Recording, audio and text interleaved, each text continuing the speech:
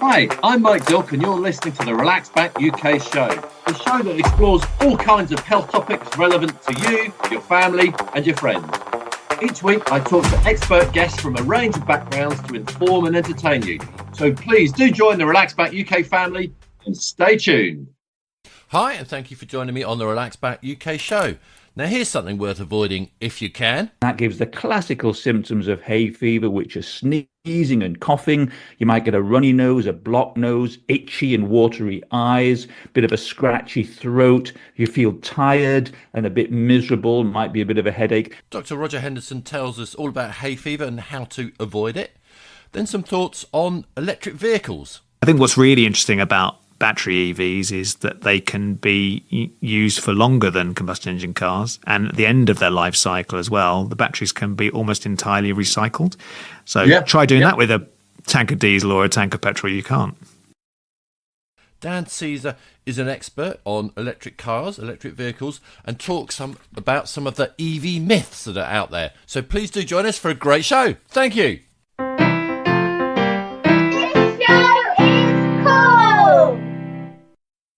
Dr. Roger Henderson is a GP, and I spoke to him about hay fever.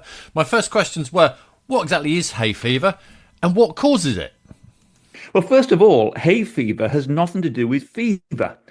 People can get a bit confused about that. So if you think you've got hay fever, but you've got a bit of a roaring temperature, you haven't got hay fever. Fundamentally, hay fever is an allergy to pollen. Now, that can be fired up from grass, from plants, from trees.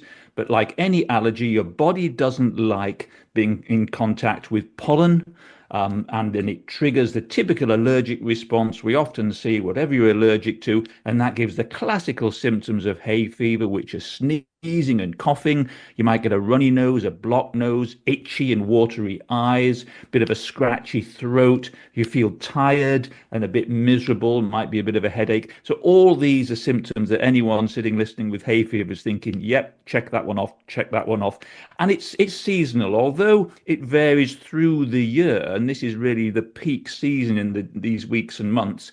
It varies slightly, so some people are more allergic to grass, some more to trees, and even into autumn that you get some molds. So it's a bit of a rolling process through the year, but really sort of spring to late summer is when it hits the 16 million people in this country that have got it. We're talking big numbers here. Yeah, okay, that is a lot of people. So these pollen grains are floating around in the air, and we've got to go up your nose, or can they just land on your hand and that will set you off? Up your nose is where they usually get in, and that's one of the things we can look at to try and stop that happening. And people can have really, really mild hay fever, and other people can get it severely. So you may get some people, we know, in relatively low pollen counts. We see pollen counts on the weather forecasts all the time now, don't we? And they really are in trouble, where other people sail through the hay fever season and only really notice when the count is really high. Generally, allergens and allergies in this country are increasing year on year, and we're really not sure why. We generally don't know why, and it's the same for hay fever. And although it can happen at any age, as a general point, the older we get, even if we have hay fever, the less severe it tends to be. So I don't often see patients in their 70s and 80s with really severe hay fever, but I see a lot of people in their teens and early 20s and 30s with severe hay fever. So there's no cure for hay fever as such, but it does tend to ease with the passing of time as we get older in general. So you kind of touched on it. You're saying, there was it 16 million people in the UK? Absolutely. So a large percentage of us, getting on for, I don't know, a fifth. Do we know why some people suffer more than others?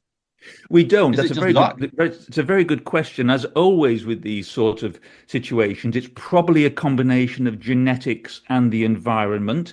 If you've got parents who had hay fever, you're more likely to get hay fever. And there's this unholy trinity of asthma, eczema, and hay fever. It's called atopy. And if you have one of those three, you're more likely to have one or two of the other. You are generally an allergic type individual. So you may see a lot of people with hay fever who also have asthma and or eczema, and even sometimes the full house.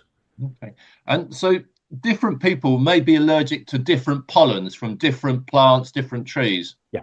Yeah, absolutely. And there's no rhyme or reason as to why that should be the case. Now, some of your listeners maybe have heard of something that came out yesterday and today called a pollen bomb. We're in the middle of what's called a pollen bomb, which sounds quite dramatic. Now, Sounds it's not a terrible, yeah. scientific, it is, it's not a scientific term as such, but basically what it means is a term that's been used to describe a really short, sharp shock of sudden high release of pollen.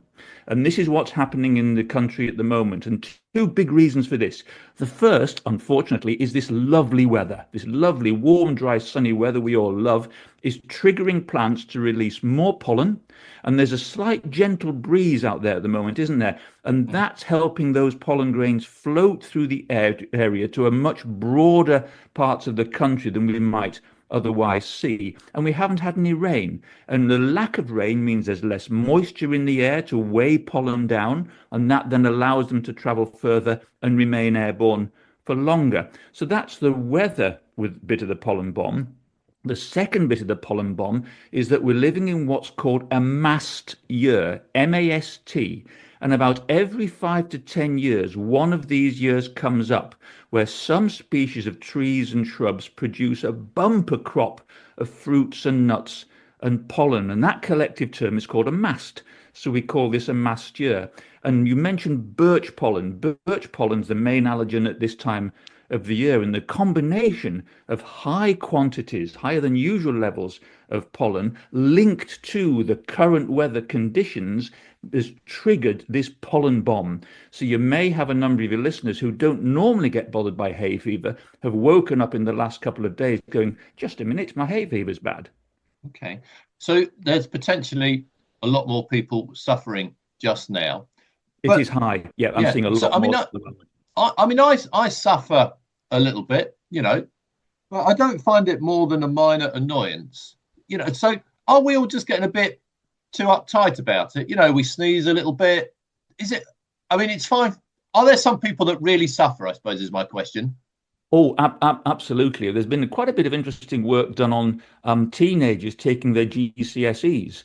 And those with severe hay fever who are impacted at the time of exams score significantly lower in their exams than those who haven't got hay fever. I mean, that really has an impact long term on their life. And I've got builders, who dread this time of year because if they're going up on a roof or up on a ladder and they're sneezing their head off and they've got weepy eyes, they really don't feel safe. So I don't think we're getting any sort of more wussy about it. I think it really can be a sort of misery for so many people, although it's never more than a real misery. It doesn't harm people in the long run, and although there's no particular cure for hay fever, a lot of people are very happy when the season's gone, that's for sure.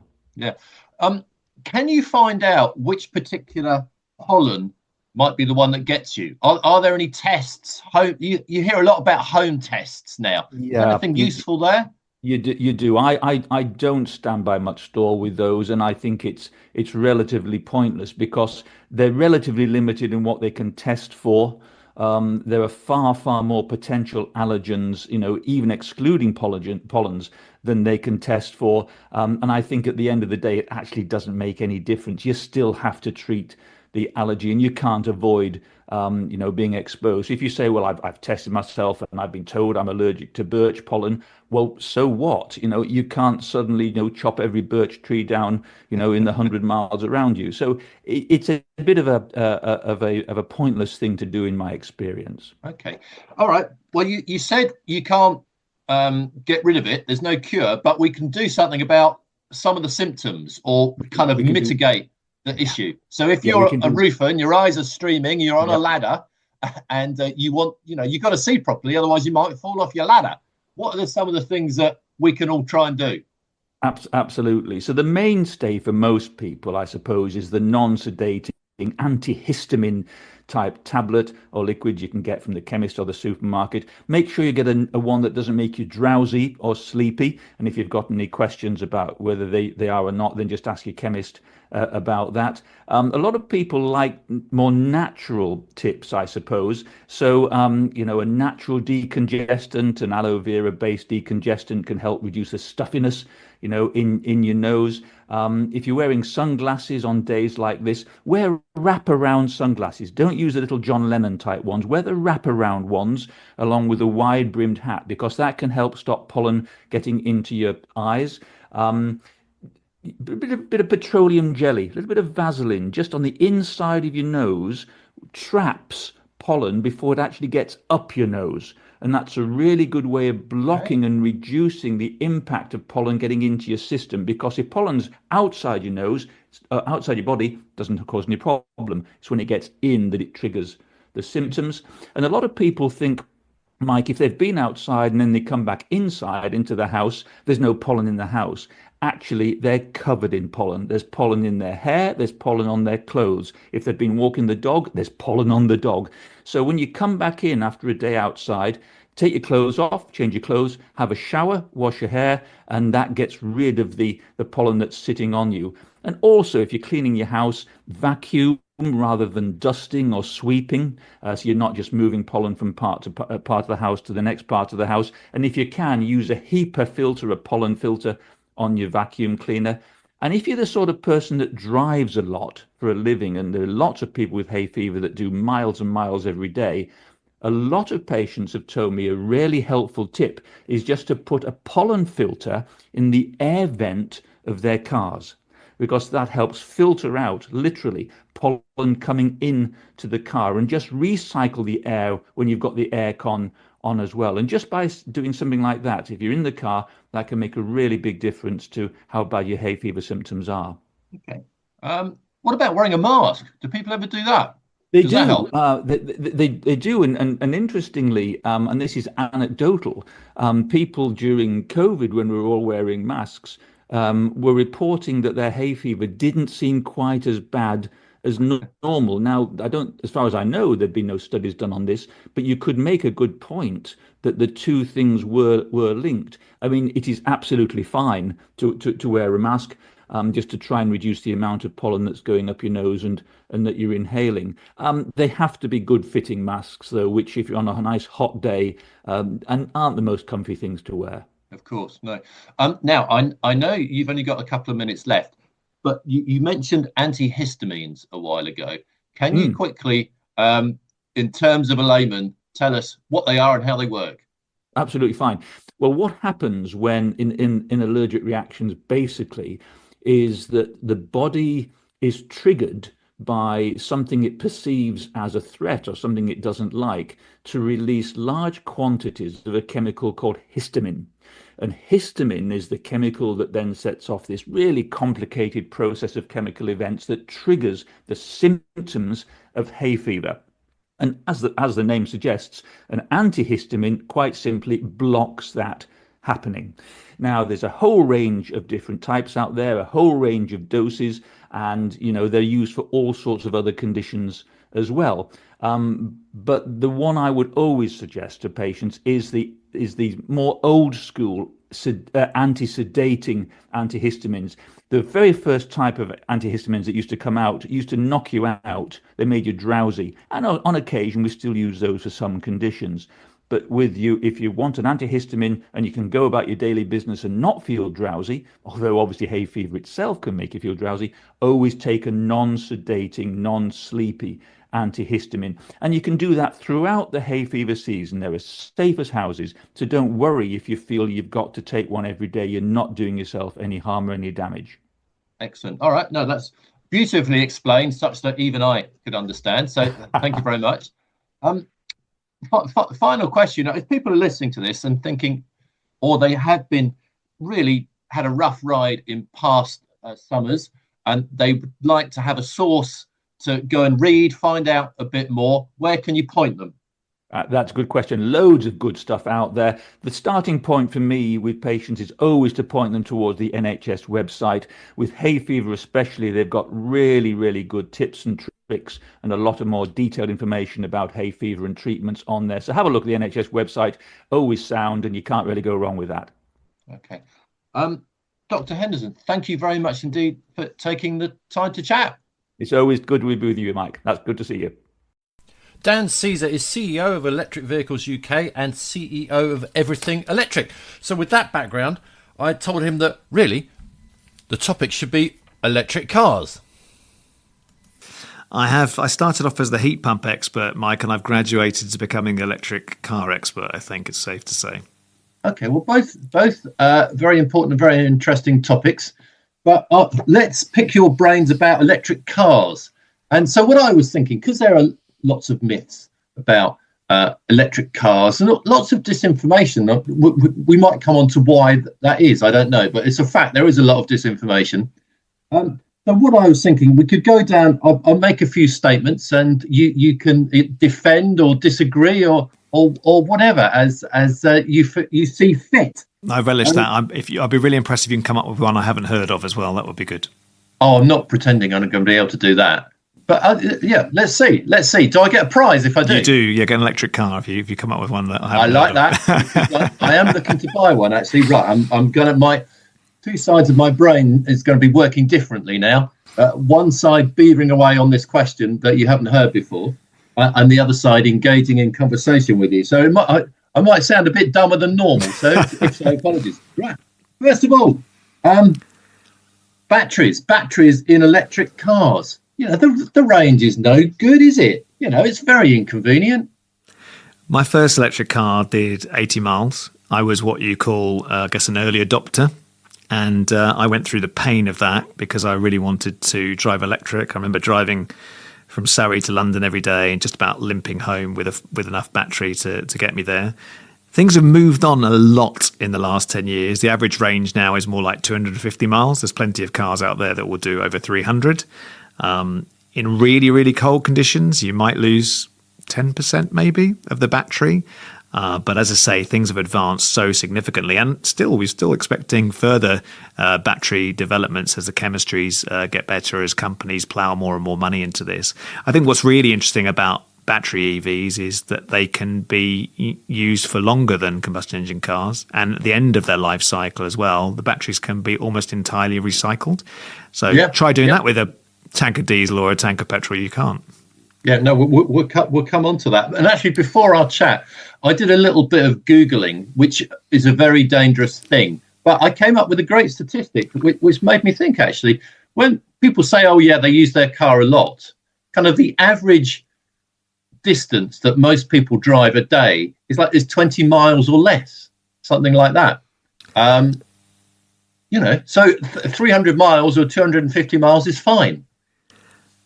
It is interesting when people actually really think about what their behaviour is, not what they initially think their behaviour. When they really think about it, the average mileage, as you say, is something like 6,800 miles a year, which actually isn't that much. But I'm here to tell you I do like 25 to 30,000 like clockwork every year. I drive a lot. I've driven electric for 10 years, haven't had a problem in that time. I've never run out, you know, and it is much easier than people realise. But yeah, if you're only doing 5 to 15,000 miles a year, I mean, that is, you know, not that much every day. You'll be fine, yeah. You'll be more than fine, yeah. Yeah, you know, if your daily amount is 50 miles, so for me, my daily amount is about 80 miles. So, you know, I'd be fine.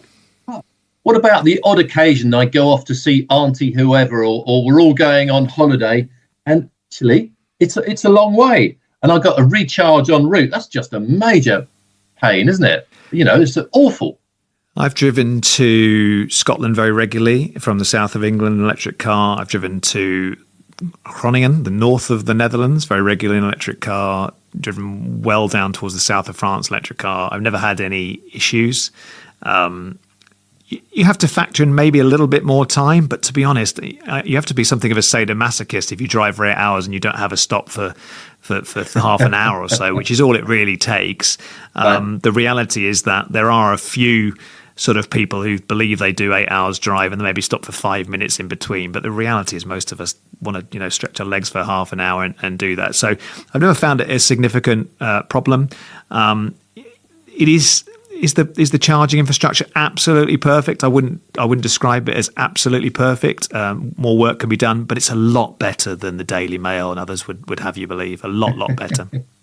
Okay, and so the thing that I haven't quite got to grips with: can you charge any car at any charge point? Because there was an issue about that at one point. Yes. I mean, most of the cars work on the same protocol. So normally the chargers have different, charging sockets, just in case. But no, I mean, that's not an issue now. Also, now most of the chargers are sort of tap to pay. In the old days, you might have had to have, 20 different membership cards and all that sort of thing, different apps. But generally speaking, now it's much, much easier as well as technology's moved on. So no, what was once a pain is pretty straightforward, which is not to say it's perfect. The industry is investing huge amounts of money on charging all the time. But yeah, you'd almost have to manufacture a problem rather than you're likely to encounter one. And some journalists have done that from time to time. They've, set off with an empty battery and, struggled to charge, and you wonder why. They've run that story sometimes. But the reality is that most people drive EV are very, very happy. In fact, of the multiple surveys that the industry's run, 9 out of 10 EV drivers will never go back to internal combustion engines, which I think tells you a lot. Yeah, that's interesting. Actually, one example, because I said I've been because I'm in the market for an electric car, which is why I'm going to come up with the question you haven't heard before. And one thing I've come across, which I really like the sound of, is some have these little extender motors, which is like a little petrol engine which provides current to the battery when you're getting low. And with those, you do seem to be able to go hundreds of miles. Are they good? Do they actually work? Have you come across them? That's a great question. So there are what they're calling EREVs, as if there weren't acronyms enough out there. So that's extended range electric vehicles. Right. The ones that we talk about a lot are battery electric vehicles. They're the pure electric vehicles. And then there's also things like hybrids and plug-in hybrids. The EREV kind of sits between the plug-in hybrid and the battery electric vehicle. And the idea is that you might be able to go several hundred miles ultimately on a combination of both of those different things. But battery electric vehicles will be fine for 99 occasions out of 100 because they will now do 250, 300 mile range. So we do see a market for EREVs. We do think people will buy them, particularly in big country like Canada and Australia. We see them as being quite an interesting halfway house between combustion engine cars and going battery electric. But ultimately, we do see in the not too distant future everything having a plug and everything probably being pure electric. Okay. On with the next statement. Electric cars, they are so damn expensive. No one will be able to afford them. And actually, the only ones that are really sort of available are big, fancy cars. You can't get little electric runabouts that most people want. Well, I'm delighted to report that has changed so significantly over the years. We've just, as Electric Vehicles UK, commissioned the most comprehensive report of its type called The Cost of Driving Electric. And we have shown that used car market being 7 out of 8 purchases in the UK, used EVs are actually £2,781 cheaper than their combustion engine equivalents. And all cars, used and new, actually the average saving for an EV driver over the term of ownership is £5,850 per car. So we're not talking pennies here. We're talking some pretty serious money in terms of savings for people who want to go battery electric. Those savings don't apply to hybrids, by the way, just a battery electric. And the car market's evolved. When we first started doing this about 10 years ago, we used to run exhibitions and we might get 10 electric cars there because that's all that was on the market. Now there's more like 120, and there's sizes and shapes for everyone, really, whether it's a saloon car or it's an estate car, it's a small car, it's an SUV, it's a van.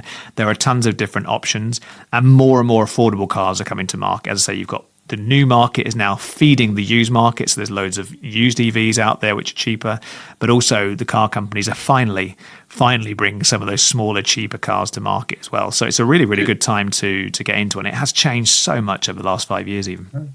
If I was a Daily Mail journalist, I might jump onto something you just said, and you said, second-hand electric cars are cheaper than their fossil fuel equivalents. So then I'd immediately say, what do you mean? They don't hold their value? What do I want to buy one of those for?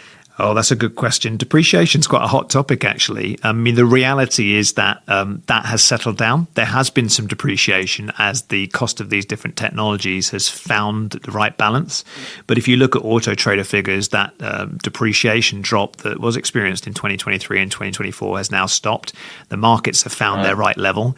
If you're buying it's too late to buy a second-hand. Well, if you're buying a used EV, you're not the one feeling the depreciation, because the biggest part of depreciation is when you drive it off the forecourt Yes. in the first place. And a lot of people who do that actually are financing it. So actually, it's the finance company that suffers the depreciation as much as anyone. But from a used EV perspective, there are bargains to be had, great value cars, and actually, there is a fall in value in combustion engine cars as well. The EV is the only powertrain that's growing, actually.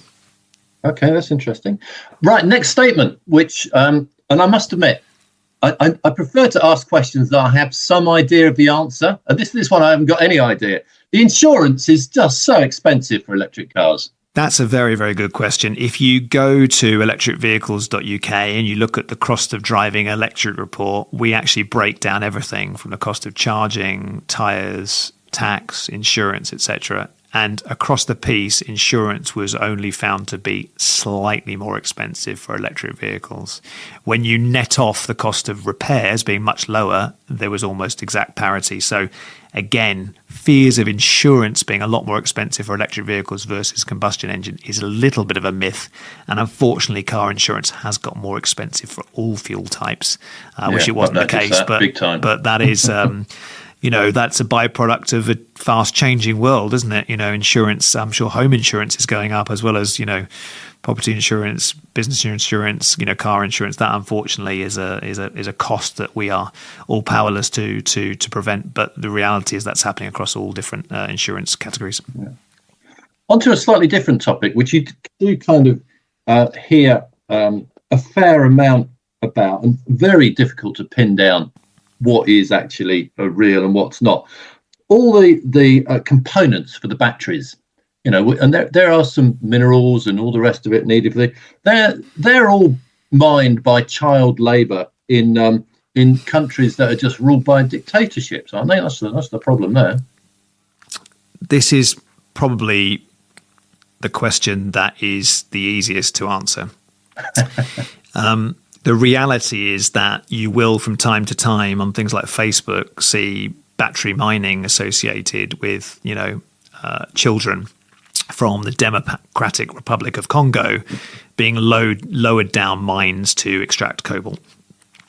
And the reality of this situation is that cobalt is being mined for a whole range of different things, including smartphones, etc. And it isn't an EV-specific issue. But if I told you that now the dominant battery chemistry in the world is something called LFP, and LFP doesn't even include cobalt, you'll see the electric vehicle market is completely engineered its way around that issue. Even though that issue wasn't as big as some might have you believe, that doesn't exist as an issue now. The majority of batteries are LFP, and actually those batteries are safer as well. So actually the ingenuity of the electrochemists around the world who are creating these new batteries is growing as more and more money goes into this area. So when it comes to mining and materials, there's far less mining and materials required to create batteries and electric cars than there are combustion engine vehicles. Okay. And this, I might regret this question. What does LFP stand for? It's lithium iron phosphate, basically. Okay. I think asking you about the chemistry of these things, we might have to save for another show, and I'll have to do a lot more revision before I ask those questions. All right, next statement / question. What about my favourite local garage down the road where I've been taking my car for years? If I get an electric car, he can't service it anymore. There's no one around to service it or do whatever they need to do. You might have a point. The reality is that the cars that we've grown up with have thousands of moving parts, and electric vehicles don't. So actually, they're far less likely to break down, far less likely to need repairs. And it is a matter of probably for those types of places retraining and maybe doing other things. I mean, to be honest, there are 35 million cars in the UK, of which 1.4 million are electric. This is going to take place over the next 25 years, this change. There will be plenty of work for those garages for many years ahead. So it's not all going to be an overnight switch. So anyone who's still got a garage and is running can probably expect to be quite busy for the next 15, 20, 25 years. But if you are a young person looking to start one of those garages, I'm not sure I'd advise it. Yeah.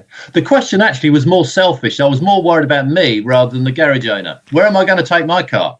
My electric car, if I buy one. Yeah, well, you won't have to take it in very often. I mean, the main things that I've had to change are the fluid, the wiper fluid, not very often. You have to rotate. You're telling me you can't do that? No, but I do that. But that's all you have to change on a regular basis. The other thing is you have to rotate the tires on a similar basis. So I would go to Quick Fit, for example, and ATS. Other brands are available to do that. But beyond that, there's much less to go wrong, and there are places to take them in via your insurance companies, via the car companies, etc. So no, if your car's off the road for a little bit, there's still places to fix it. Okay. Another statement stroke question. Back to the batteries again. We've spoken about the range, but the batteries just degrade in a matter of weeks, or if you read the Daily Mail, days, and so that after just a few months they're pretty much useless, and you can't go anywhere with them at all anyway. I think Jeremy Clarkson started that rumour about 10 years ago, and unfortunately Jeremy's not correct about absolutely everything, I'm sorry to say. So batteries have developed very, very significantly. The Nissan Mark Leaf 1, lovely little car, but is over sort of, I think 14, 15 years old now. That did have a bit of a degradation issue. We used to have one of those actually, and its battery range had gone down from 120 miles to 80 miles. So that's not ideal. But generally now the batteries might degrade maybe 10% over 10 years, 15 years. The battery degradation is not a major issue at all. And as the cars now on average have 250, 300 mile range, actually it's really not much of an impact at all. So as the chemistries get better, battery chemistries again, they do improve. So like everything, don't believe me, talk to an EV driver, see what their lived experience is. If you can, get a test drive. There's also things now for used EVs, Mike, like battery health passports as well. So you can actually see how healthy the battery is and how long it's got to live, just to reassure people. But there's really no issue with the modern electric car batteries. So you can take that to a dealer and they'll check the battery. Is that how it works? And stamp your passport? Yeah, there's different schemes. So I know that BCA and Cinch, they work with a company called Avaloo, and they have like a battery health passport. There's another company called Clearwatt who do the same. There are great independent organisations like Cleveland Motors who will be able to look at the state of health of your battery. If you take it to an average dealership, they may or may not be able to answer that question. But generally, batteries are very, very reliable. They last a long time, and the degradation is pretty minimal, to be honest. And actually, a traditional fossil fuel car presumably gets less efficient after a while. It does. Again, that's another question. The answer of I've got no idea. So no, they do get less efficient. They're less efficient in the cold. They get less efficient over time. When you can see heat rising from a bonnet, that's heat escaping. That's when you can see emissions coming out of the exhaust, that's the byproducts of the combustion process. To be honest, I don't want to sound mischievous, but actually fossil fuel cars are massively inefficient even when they're brand new. Right. Okay. Here's a much more peculiar, difficult question. There is a lot of misinformation, and our chat over the last few minutes has sort of shown that out. What I just don't understand, maybe no one does, perhaps there's no answer, is why? So all these people that go on about how much they dislike electric cars, what do they get out of it? I mean, there might be some people that have shares in traditional car makes and all the rest of it, but other than that, why is there so much disinformation? What do they get out of it? Well, oil and gas is a very, very, very, very big business, and over time, if you look at Norway, for example, where 19 out of 20 car sales now are pure electric, you can see the oil usage dropping very, very fast. So the oil and gas industry probably doesn't want this party to ever end. There are also politicians who've turned this into something of a culture war, which is a real shame because all they're doing is denying people cheaper motoring. And people don't like to be told what to do, which I completely respect. So I would just always say, don't worry, you can drive a combustion engine car for as long as you like, really. At the moment in the UK, you can buy a combustion engine car right up to the end of 2034. If you look after that car, you can probably run it to 2050. That's another quarter of a century, Mike. You don't have to do it. But I would say if you're even slightly interested, go and test drive one. Look at the cost savings. It is incredible. And the cars are very, very good. Probably the abiding thought I would leave you with really is get a test drive at dealership. Come to one of our shows like Everything Electric London, which is taking place this week. Make your own mind up. Talk to EV drivers. As I've said, when we survey them, more than 9 out of 10 will never go back to a combustion engine car. And that's got to make people think, I think, well, maybe I should at least be open-minded and give it a go. Yeah, absolutely. And actually, last year I came to the show and I took a test drive, and I really enjoyed it. Actually, I can't even remember what I drove. It was a tiny little thing, and I actually got lost around the streets around the Excel, which was a bit alarming. I thought they were going to think I'd stolen it or something because I took so long to try and make my way back. But loads of cars on offer to drive, and the show was great fun. So yeah, little plug for the show there. Thank you very much. Look, Dan, thank you very much indeed for chatting. This is a discussion that will go on and on, I'm sure. But I think you've convinced me. I was probably convinced before the chat, but either way, thank you for taking the time to chat. Our pleasure. Thanks, Mike. Thank you very much to my guests on this week's show, and they were Dr. Roger Henderson talking all about hay fever and Dan Caesar talking about electric cars. And please do remember to check out my book, which is based on previous guests to the show. Cut the crap, ask the questions that matter about your health, and do have a healthy week. Until next week. Thanks for listening to the Relax Back UK show. Join me, Mike Dilk, again next week for more fascinating interviews and chat. If you're listening to the podcast version, please subscribe, like, and share it with your family and friends. And have a healthy week. Until next week.